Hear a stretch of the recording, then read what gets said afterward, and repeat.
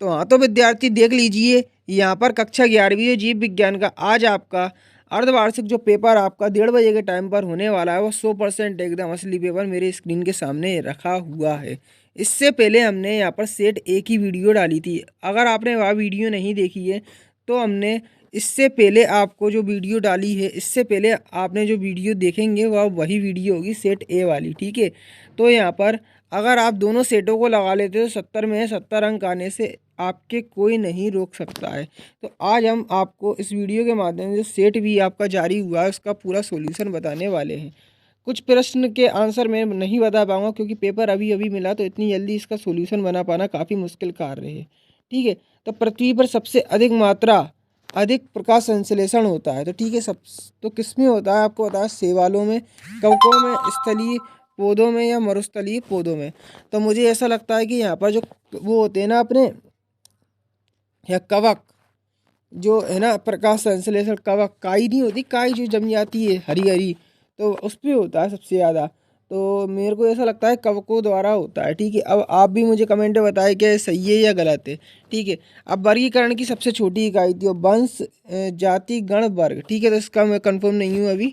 पादप जगत के उभयचर होते हैं तो बायोफाइटा, शैवाल, थैलोफाइटा या उत्प्लावी पौधे। तो यहाँ पर ब्रायोफाइटा मेरे को लग रहा है ऐसा है, ठीक है। तो आप मुझे कमेंट में इसका सबसे पहले आंसर बताएं कि पहले का क्या होगा, दूसरे का क्या होगा।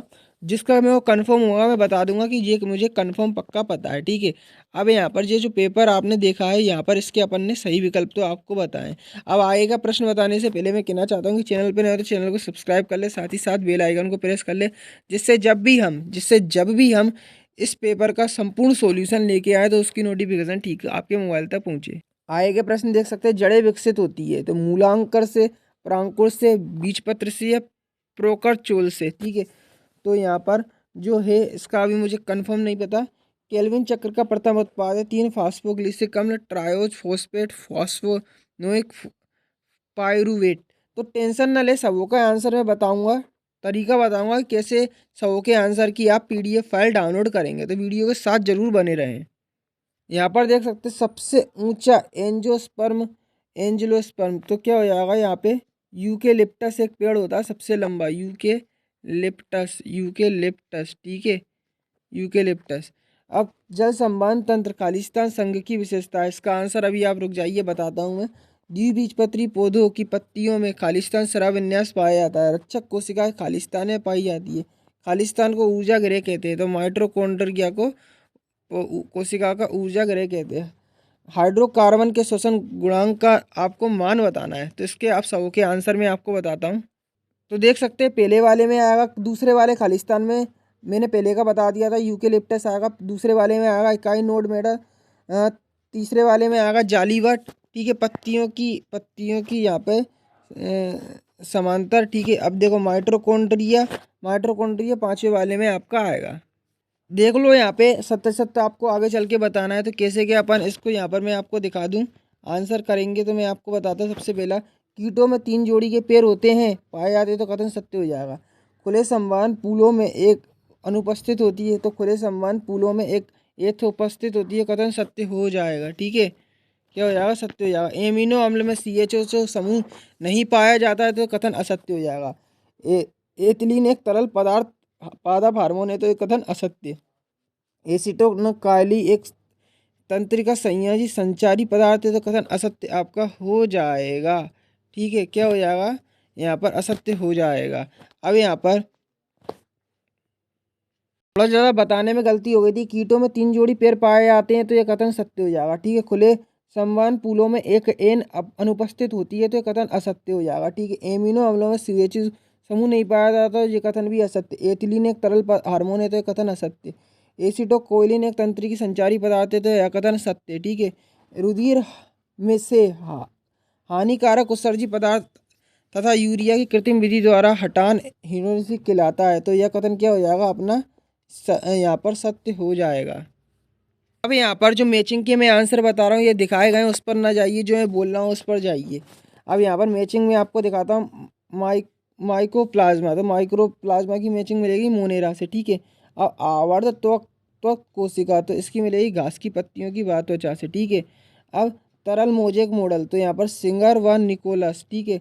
ईस्ट की मैचिंग मिलेगी किडवन से, ठीक है। अब विध्रुवीकरण की मैचिंग मिलेगी तंत्रिका आवेग से, ठीक है। अब यहाँ पे देख सकते हैं वर्गीकी का जनक किसे कहा जाता है, तो यहाँ पर डार्विन को कहा जाता है। किसको? डार्विन को, ठीक है। डीएनए और आरएनए में शर्कराओं के नाम, तो यहाँ पर डीऑक्सीराइबो न्यूक्लिनिक अम्ल, ठीक है। हेक्सो शर्करा, ठीक है, हेक्सा शर्करा। शरीर में यूरिया का निर्माण कहाँ से होता है, तो शरीर में जो यूरिया का जो निर्माण होता है, जो यूरिया होती है वह वृक्क, ये आपका होता है शरीर में यूरिया, मतलब जो होती है वृक्क से होती है। मुझे अभी कंफर्म पता नहीं है इसका आंसर, तो आप एक बार चेक कर लेना, ठीक है।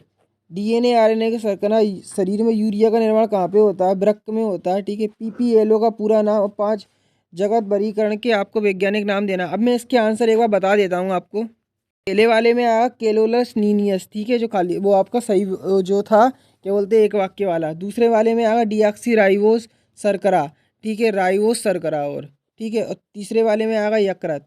और आपका जो अगला प्रश्न था उसका आंसर होगा फ्लूरोन्यूमोनिया, फ्लूरोन्यूमोनिया लाइकेन, और ये यहाँ पे देख सकते हो ऑर्गेनिज्म, ठीक है। ये इसका आंसर आपका हो जाएगा।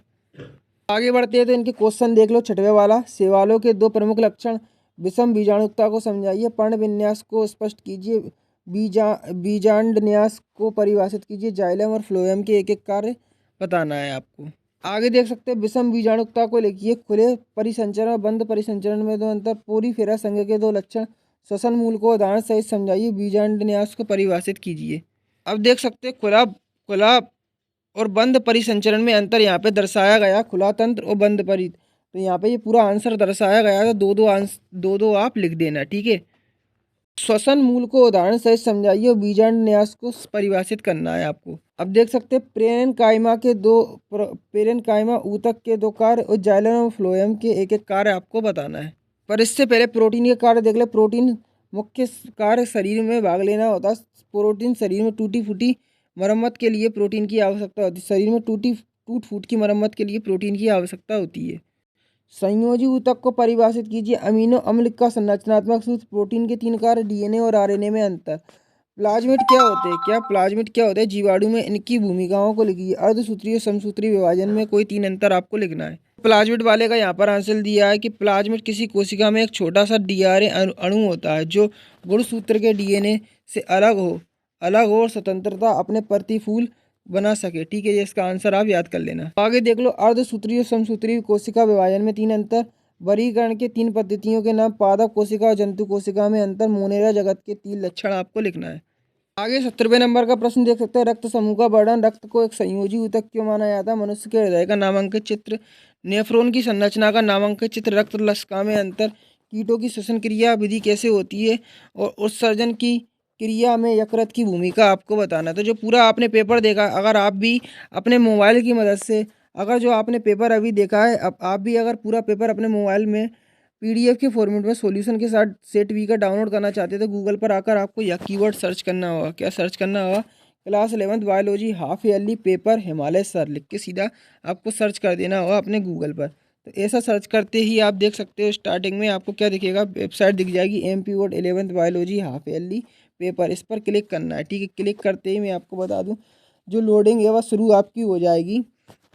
तो जो PDF फाइल है आपको स्टार्टिंग पर क्लिक करते ही डाउनलोड हो जाएगी। PDF रीडर दिखेगा, अगर इस पर क्लिक करेंगे तो यहाँ से भी कर लेंगे, ठीक। यदि आप थोड़ा नीचे आएंगे तो PDF रीडर यहाँ पर भी दिखेगा, यहाँ पर भी क्लिक करेंगे।